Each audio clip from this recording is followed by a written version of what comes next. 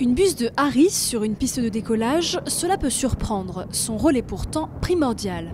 Depuis 1981, la base aérienne d'Istres accueille une fauconnerie, un élevage de faucons et autres rapaces prédateurs. Leur travail, chasser les oiseaux qui pourraient entrer en collision avec les avions et provoquer des accidents.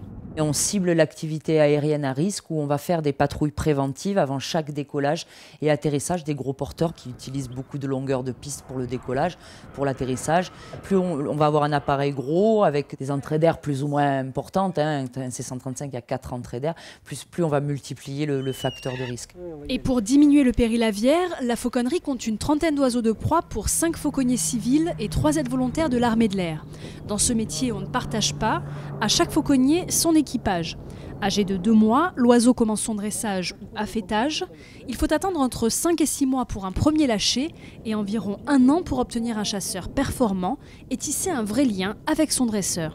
On va installer un climat de confiance entre l'oiseau et le fauconnier.